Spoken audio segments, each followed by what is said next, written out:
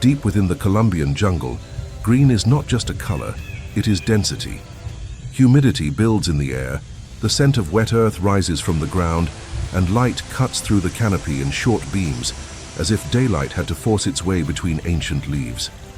Here everything exists in layers: the slow-moving river, the banks that flood and recede, the silent understory, and the canopy where the wind carries seeds, sounds, and warnings.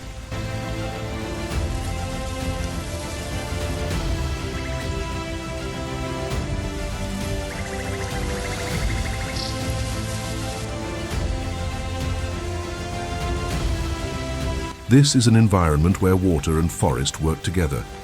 During the rainy season, flooded areas expand and turn trails into channels. In the dry season, life concentrates along the riverbanks, and every encounter becomes more likely. It is a system that constantly adjusts, not through improvisation but through cycles.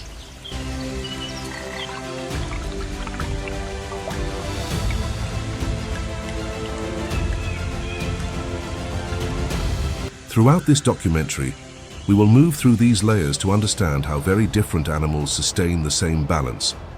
Some through group movement, others through camouflage, others through their role as predators, and still others through a silent chemistry that imposes limits. In a place like this, even the smallest detail has a purpose, as if nothing had been placed here without measure.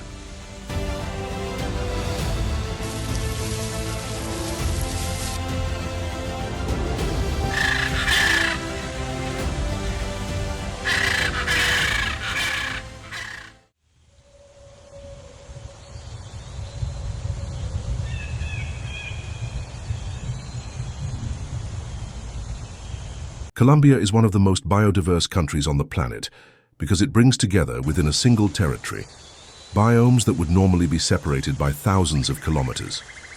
To the west, the Pacific coast receives some of the highest rainfall levels in the world, creating almost permanently wet forests with short rivers and frequent flooding.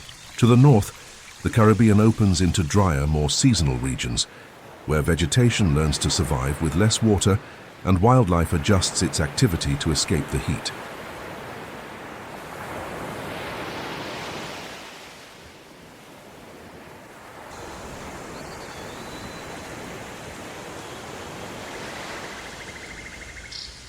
In the interior, the Andes mountain range divides the country into multiple levels of altitude.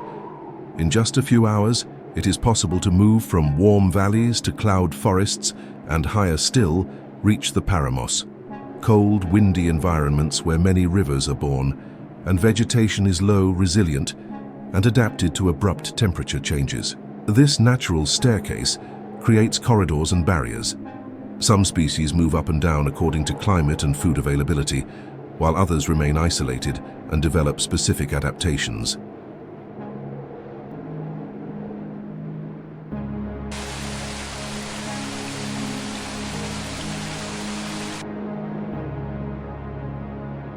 To the east, the vast Colombian Amazon forms a world of its own. Here, the forest connects to major river basins and floodplain areas that change with the seasons. Water is not just scenery, it defines the living geography of the environment. During rainy periods, the forest expands toward the rivers. In the dry season, life concentrates along banks, lagoons, and passage routes.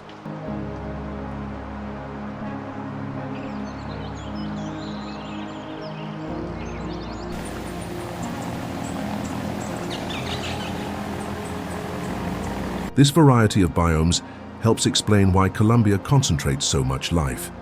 Each region offers a different kind of shelter, food, and challenge. At the same time, all of them are connected through cycles of water, winds, altitude, and migration. It is as if the entire country functioned as a mosaic, where each piece maintains its identity but depends on the others to sustain balance.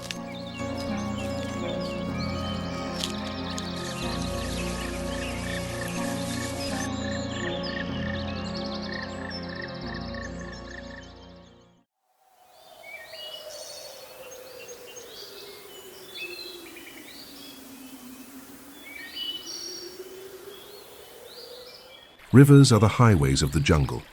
They connect distant areas, feed lagoons, create floodplains, and shape the edge where forest meets water. Along this boundary, life moves with caution because drinking and feeding here are necessary and also risky.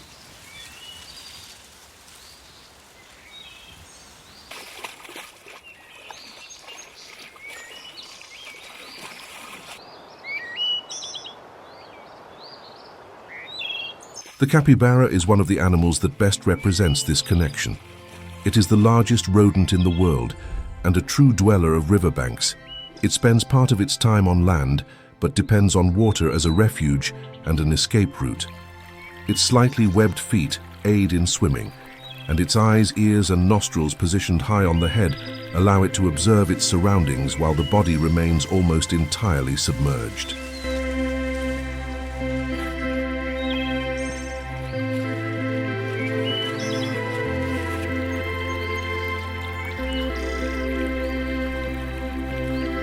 Capybaras live in groups, and that changes everything.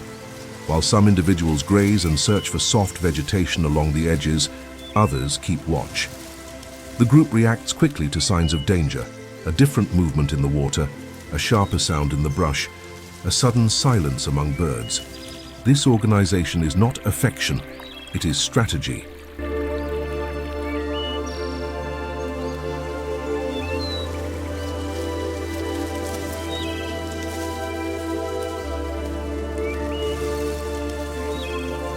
Their diet is based on grasses, aquatic plants, and shoots. As they feed, capybaras shape the riverbanks. They keep areas open, influence vegetation growth, and without realizing it, create passage points used by other species. Their daily movements also spread nutrients through the soil, helping maintain the fertility of these riverside environments.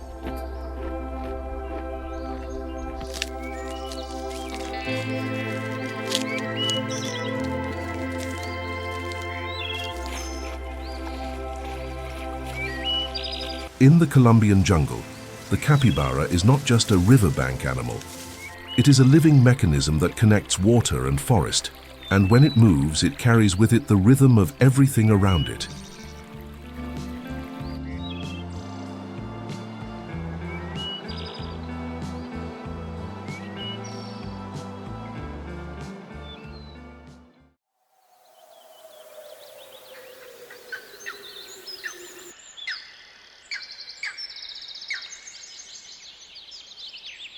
If the river represents movement, the understory represents economy. Beneath the canopy, light weakens, temperatures remain more stable, and humidity stays high throughout the day. In this setting, haste comes at a high cost.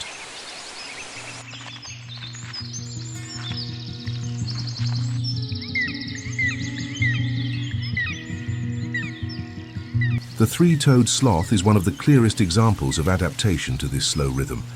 It lives almost entirely suspended from branches, using long, curved claws to grip securely. Its strategy is not to run or fight. It is to spend as little energy as possible. A reduced metabolism allows it to survive on a leaf-based diet, which provides little energy and requires slow digestion.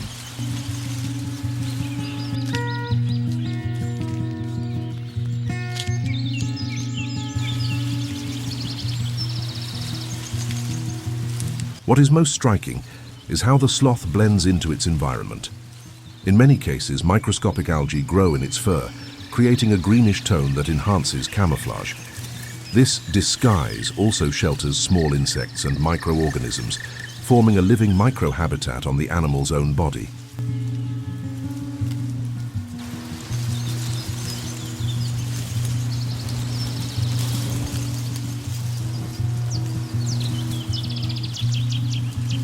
Descending to the ground is rare and dangerous. When it happens, it is a moment of vulnerability because the sloth loses the advantage of height and becomes exposed. That is why it remains faithful to its way of life, moving little, observing a lot, and existing almost without sound.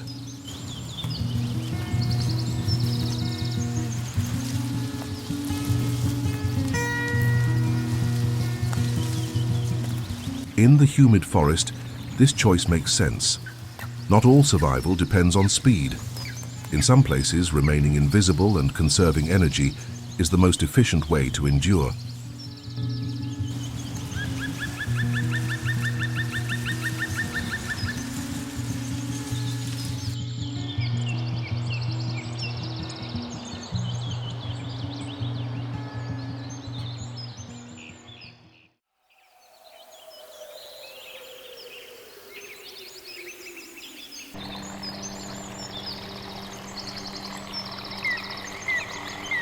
Amid the dense green, there is an animal that changes the behavior of the entire jungle, even when it is not seen. The jaguar is the largest feline in the Americas and one of the predators best adapted to tropical forests. Its strong, compact body favors ambushes. It does not rely on long chases. It relies on silent approach and rapid decision.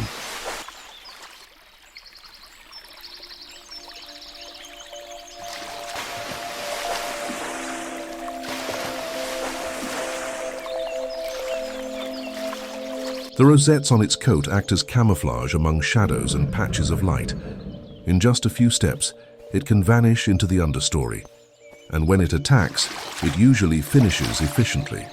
Its bite is extremely powerful and in many situations is directed at areas that end the confrontation quickly, reducing the risk of injury, something crucial for a solitary hunter.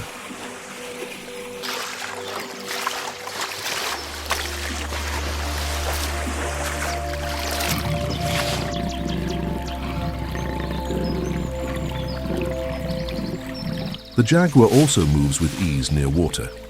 In riverine and flooded regions, it uses riverbanks and natural trails to travel and can cross waterways effortlessly. This mobility expands its territory and allows it to vary its diet. Capybaras, deer, peccaries, monkeys, and other animals may be included depending on the environment.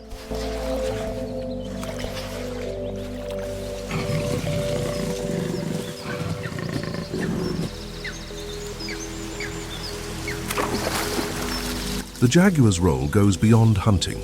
Its presence reorganizes the jungle.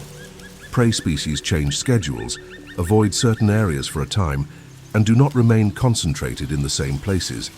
This prevents continuous pressure on vegetation and allows some areas to recover. The forest remains more diverse because life is forced to keep moving.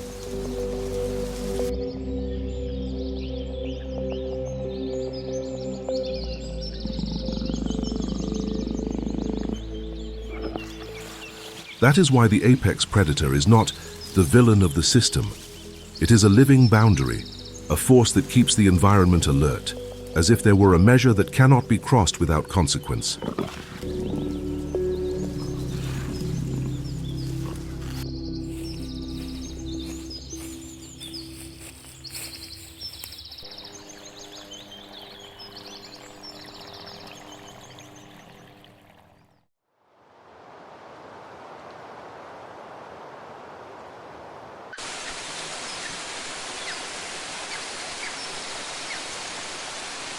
Not all power in the jungle comes from size. Among damp leaves and decomposing logs lives one of the most extreme examples of natural defense, the poison dart frog. Small, bright, easy to notice, and for that very reason, difficult to touch.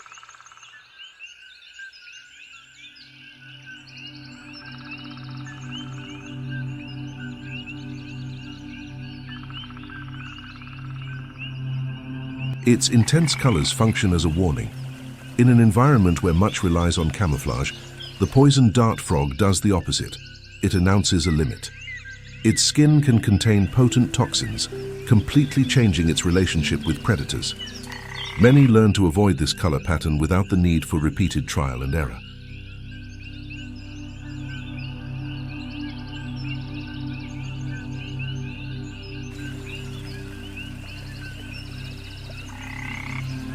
This warning reduces conflict.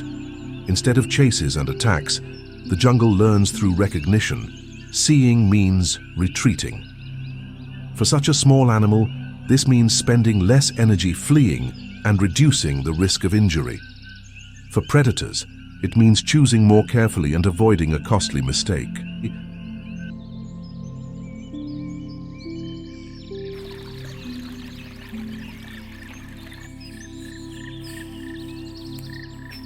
one important detail. In many species, toxicity is linked to diet, especially to certain insects. In other words, the frog depends on the forest's own balance to maintain its defense.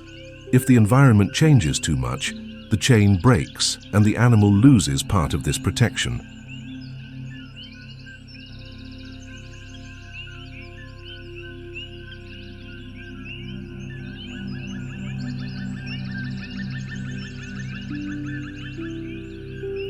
That is why it requires stable microhabitats, shade, constant humidity, and shelter among accumulated leaves. Even a patch of ground that dries out for too long can alter the animal's behavior, pushing it toward more protected areas.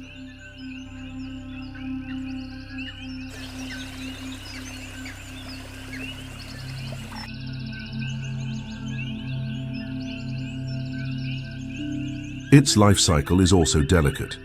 Eggs and tadpoles need moisture and safe microhabitats, often in small pools, leaf litter, or natural cavities holding water. The humid jungle provides these conditions, and that is why each season influences reproduction.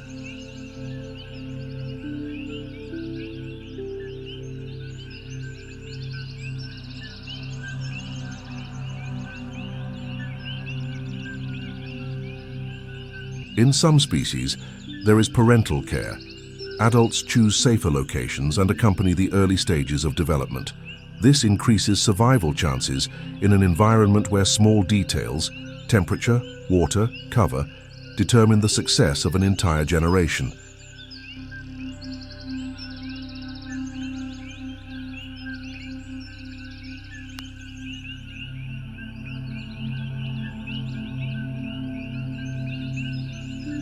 Beyond controlling insect populations, the poison dart frog acts as an indicator of environmental health. When this type of amphibian disappears, it is often because something invisible has already changed: humidity, water quality, soil balance.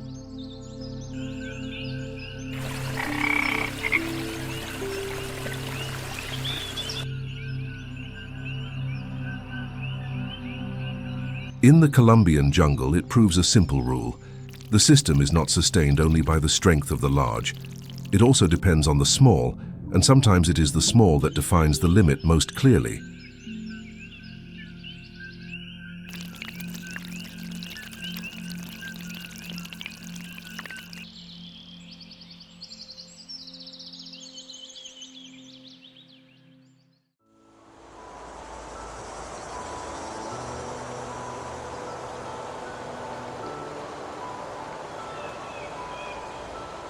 The Colombian jungle is not just a place of exotic animals.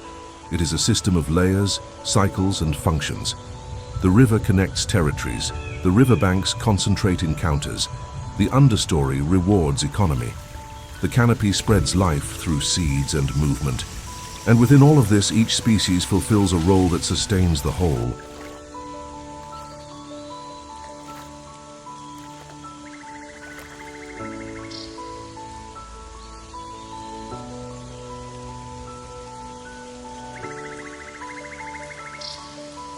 The capybara maintains the bridge between water and land. The sloth shows that survival can dwell in calm and efficiency. The jaguar establishes limits that reorganize the entire forest. The poison dart frog imposes rules through signals, sometimes without confrontation, simply through warning. Together, these animals demonstrate that balance does not depend only on visible strength, but on silent relationships that shape every space of the jungle.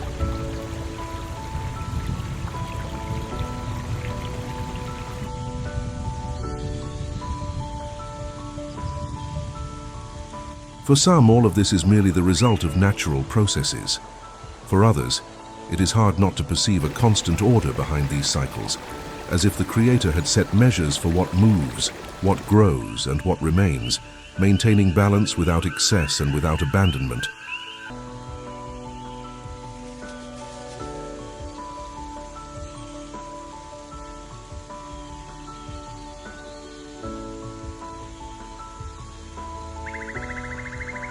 Thank you for watching. If you enjoyed this documentary, leave a like, subscribe to the channel, and activate notifications so you don't miss the next ones. Until the next journey through nature.